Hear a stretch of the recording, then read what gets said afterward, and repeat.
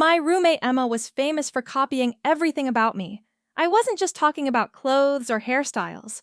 She even mimicked my handwriting to the letter. Once she used it to confess to the campus heartthrob when he rejected her. She didn't take the blame.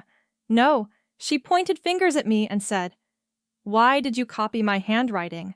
I heard through whispered rumors it was to confess to someone. To date, you made me look like a fool." Overnight, the whole school thought I was the manipulative one. It didn't stop there. She stole my profile picture, copied my tone online, and spread vicious rumors about underage girls. The day the cyberbullying hit me, she even handwrote a fake apology in my handwriting, claiming I was the culprit. The school demanded I take a leave for investigation. But then, in a cruel twist, she shoved me down the stairs. When I opened my eyes again, I was back to the day Emma first started copying my handwriting. "Lizzie, did you take notes in last class? Let me see them." Back in the dorm, she didn't wait for an answer. Emma snatched my books, ignoring my protests. She spread them out on her desk, frantically preparing to write. Anyone watching might have thought she was studying hard, turning over a new leaf. But it was all a show. "Some of my notes are messy," I said, feigning concern. "Some aren't even clear. Maybe copy from someone else."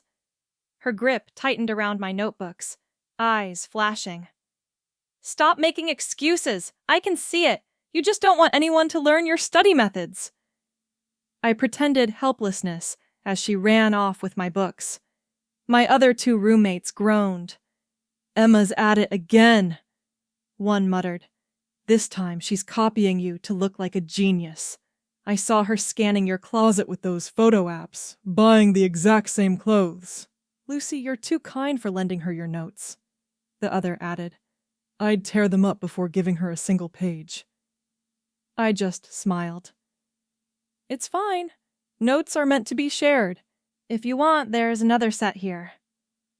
After my roommates borrowed my extra notes and headed to the library, the dorm fell quiet. I peeked into Emma's closet, almost identical to mine, and a small smile tugged at my lips. Heaven had given me a second chance. She had taken my books, thinking they held my handwriting. Little did she know, the handwriting inside belonged to the class's awkward, overweight guy. Emma worked day and night, flipping pages at 2 a.m. in the morning. But even after endless copying, she hadn't finished a slim 100-page notebook. A week later, I decided to provoke her a little. "How long has it been?" I asked casually. "Even if you copied an entire book, you should be done by now. Why haven't you returned Lizzie's notebook?" She slammed the book onto my desk. "Are you trying to kill me with nagging? It's just a stupid notebook. Who cares?" Despite the tough words, she craned over my desk, hunting for more books. Her disappointment was palpable when the shelves were empty. "Where did you hide your books?" she demanded. Smiling sweetly, I replied, "Finals are coming." I moved everything to the library. "Which one do you want to borrow?" Her eyes lit up. "I'll bring it back tomorrow, but I need to copy it quickly." She didn't suspect a thing. Later, she even copied my shower schedule, trying to align herself perfectly. After one bath, she reached sneakily for my expensive face mask. Another roommate caught her. "That's Lizzie's new mask. Very expensive," she warned. "Of course I know," Emma shot back, scowling, though her hand betrayed her, holding up her phone to check the brand. When she saw the price, her expression faltered. 2 days later, she strutted into class with a package, practically screaming with excitement as she opened it. Someone sighed and asked politely, "Did something happen? Why so excited?" Emma's grin widened. "My Japanese face masks arrived. Several hundred a sheet. The effect must be amazing." I glanced at them casually. They were cheap knockoffs, the labels hiding the truth. Emma nervously covered the brand. "What are you looking at?" "Mine are the upgraded version. Definitely different from yours." I smiled inwardly. The satisfaction of watching her fool herself impossible to hide. I just smiled. Go ahead and use it. You'll see how powerful it is when your face breaks out. When nobody paid attention to her, Emma gradually quieted down. I quietly returned the textbook to the ugly, overweight guy sitting in the back row, offering a polite thanks. He didn't shove it into his backpack immediately. Instead, he lifted the cover to his nose, inhaling deeply, his expression oddly intoxicated. A shiver of disgust ran through me, my stomach twisting. Fortunately, Emma had been the one leafing through this book all week. Perfect for my plan, I coolly asked.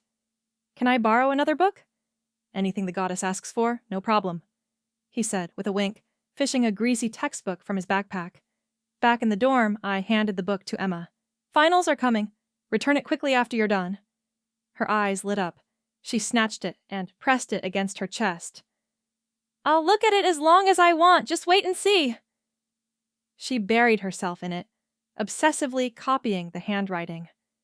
By the end of finals and winter break, her imitation had become so flawless that even Tom himself might not have noticed the difference. When the semester started, my roommates trickled back one by one, buzzing with winter break stories. One of them, still laughing about her club activities, then Lucy said to me, I added Jake on WeChat chat over break. Ever since, he keeps asking me to set you two up.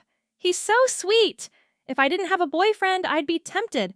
And don't forget, I deserve full credit as matchmaker, she teased. Before she could finish, Emma exploded. Are you kidding? Jake would never like her. I've known him forever. If anyone's getting a confession, it should be me. My roommate raised an eyebrow.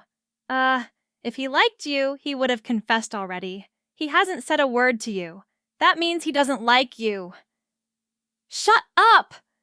Emma shrieked, her voice high-pitched and frantic. If he doesn't like me, how could he possibly like Lizzie? Her words tumbled out, betraying her secret thoughts. I dress exactly like Lizzie. I'm even better looking than her. The room went silent. Her face flushed brighter than a monkey's butt.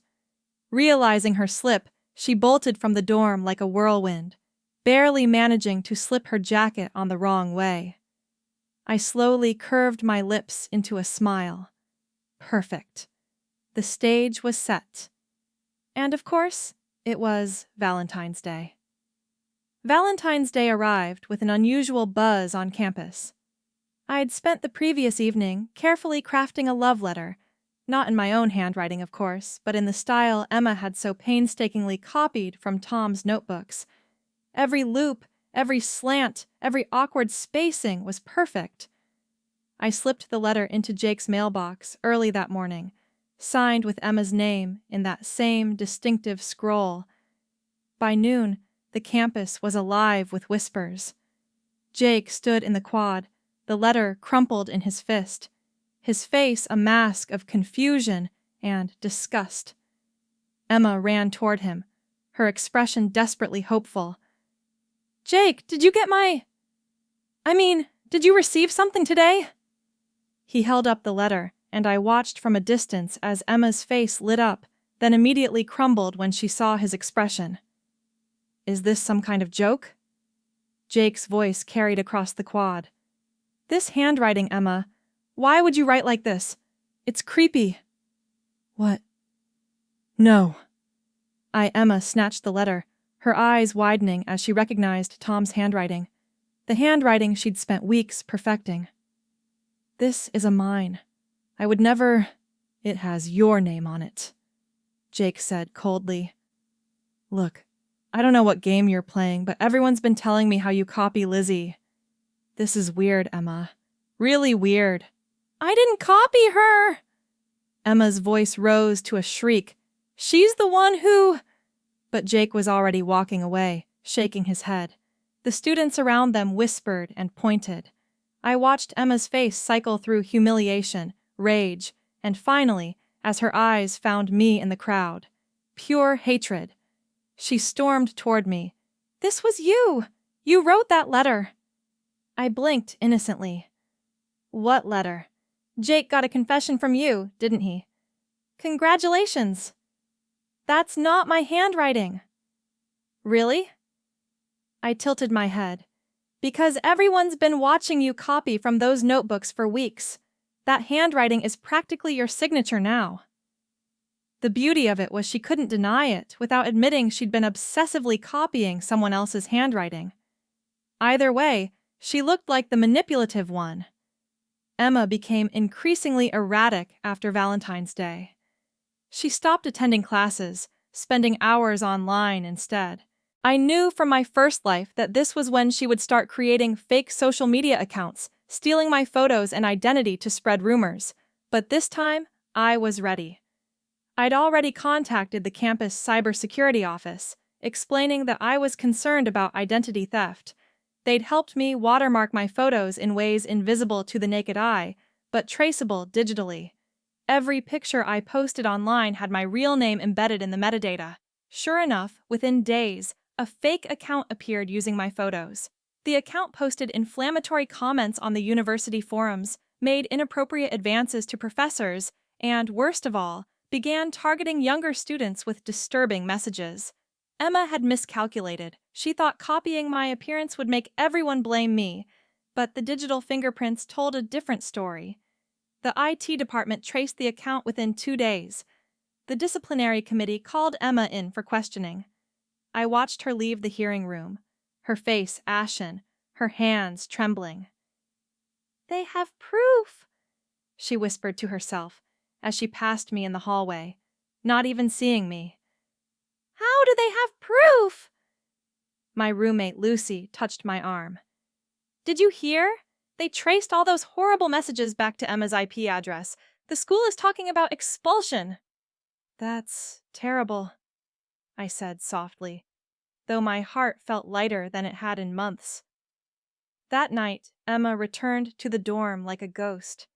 She didn't eat, didn't speak.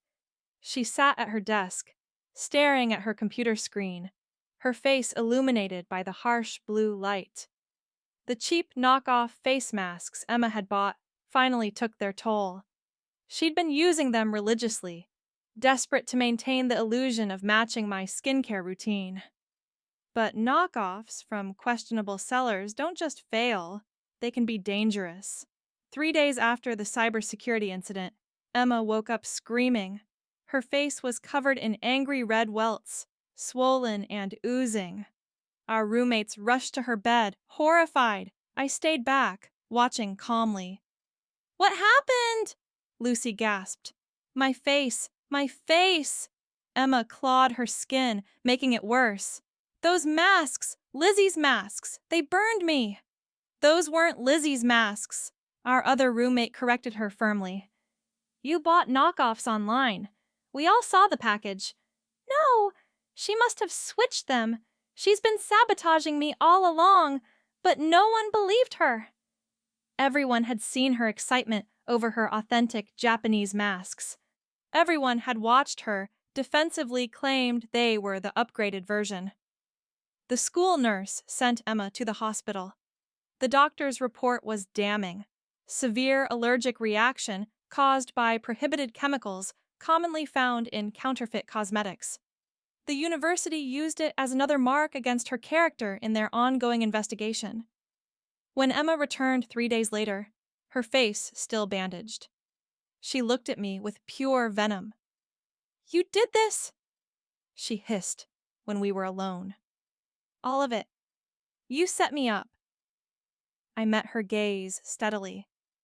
"I didn't make you copy my handwriting. I didn't make you steal my identity online. I didn't make you buy fake cosmetics. You did all of that yourself, Emma. I just let you." "You gave me Tom's notebooks." "You asked to borrow notebooks. I gave you exactly what you asked for. You're the one who assumed they were mine." I stepped closer, my voice dropping. "You spent so long trying to become me that you forgot who you were. And now everyone sees exactly what you are. A copycat, a fraud, a bully."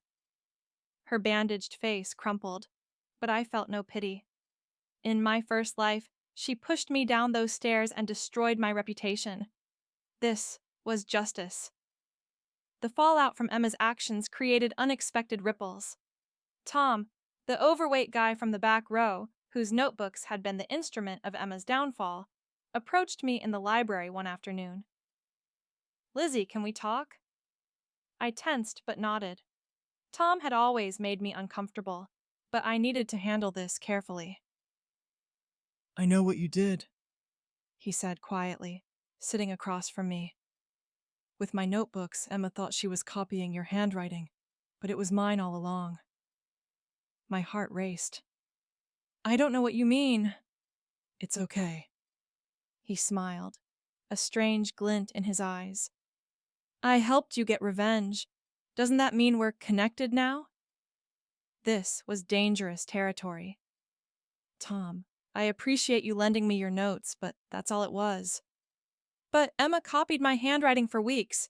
She touched my books, studied them." His breathing quickened, "And you arranged it all." "You used me. We're partners." "No." I stood firmly. "We're not partners. You lent me notes for class." "That's it. If you have any other ideas, stop them now." His face darkened. "You're just like her, using people, throwing them away." "I'm nothing like Emma," I said coldly. "I never pretended to be something I wasn't. I never stole anyone's identity. And I'm telling you clearly right now, we are not friends. We are not partners. Stay away from me." I reported the conversation to campus security that same day. After everything with Emma, I wasn't taking chances. They flagged Tom's profile and warned him about inappropriate behavior. But the incident shook me. Had I become like Emma in my quest for revenge? Had I used Tom as callously as Emma had used me? My roommate Lucy found me that evening, staring out the dorm window. "Are you okay?" she asked gently.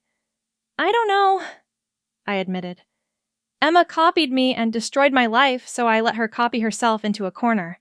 But in the process, I involved someone else, someone who's now fixated on me."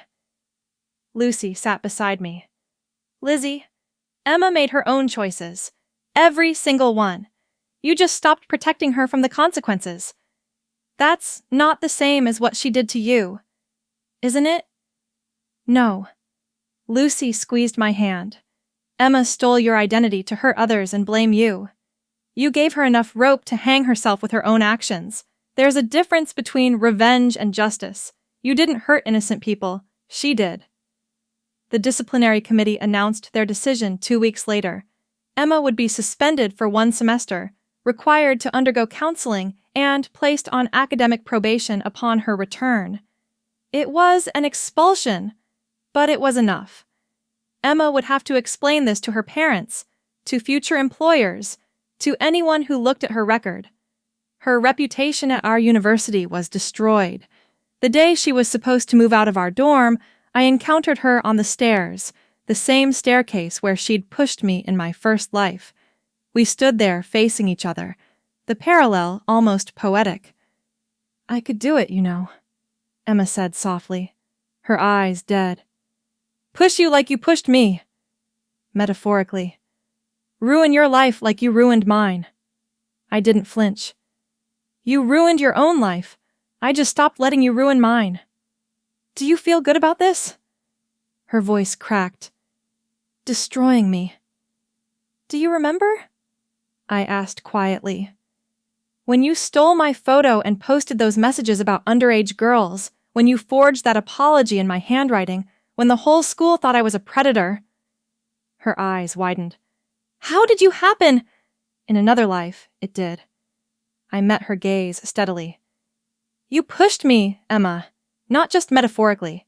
You pushed me down these very stairs after destroying my reputation completely. You almost killed me. You're crazy." "Maybe." I stepped past her, heading up the stairs. "But you're done. And this time, I'm the one walking away unharmed." I felt her hand reach toward my back, a ghost of that violent push that had ended my first life. But it never came.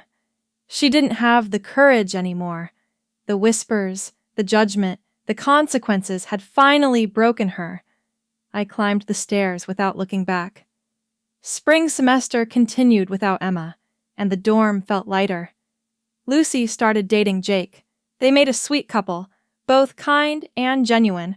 My other roommates and I formed a closer bond, studying together, sharing meals, actually enjoying our college experience. Tom eventually transferred to another university.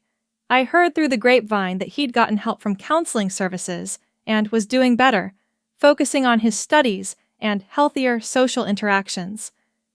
As for me, I spent time rediscovering who I was when I wasn't defending myself against Emma's toxic behavior. I joined the art club, made new friends, even went on a few dates. My grades improved, my anxiety lessened. One evening, Lucy found me sketching in the dorm. "What are you drawing?" she asked. I showed her a portrait of myself, but not as I appeared in any mirror or photo. This was me as I felt. Strong, scarred, but healing.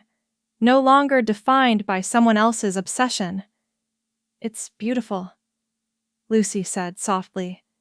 "You know, I never told you this, but I was worried about you at the beginning of the semester. You seemed different, haunted, almost like you were carrying something heavy." "I was," I admitted, "but I'm learning to put it down." The art of revenge, I discovered, wasn't about destruction. It was about restoration, restoring truth, restoring justice, restoring yourself after someone tries to erase you.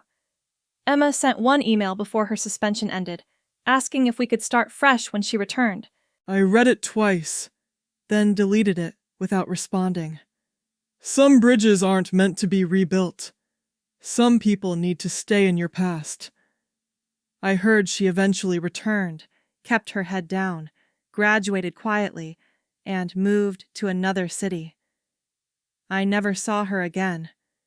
As for me, I graduated with honors, got accepted to my dream graduate program, and eventually published a series of illustrations about identity, authenticity, and the courage to be yourself, even when someone tries to become you. The series was titled The Art of Revenge, and it was my story, but transformed into something beautiful, something that helped others who'd been copied, mimicked, stolen from, something that turned my pain into purpose. And that I realized, standing at my graduation with Lucy and my roommates cheering in the audience, was the sweetest revenge of all. Not destroying my enemy, but becoming so fully myself that her attempted theft became meaningless. She had tried to copy my life. Instead, I had reclaimed it entirely,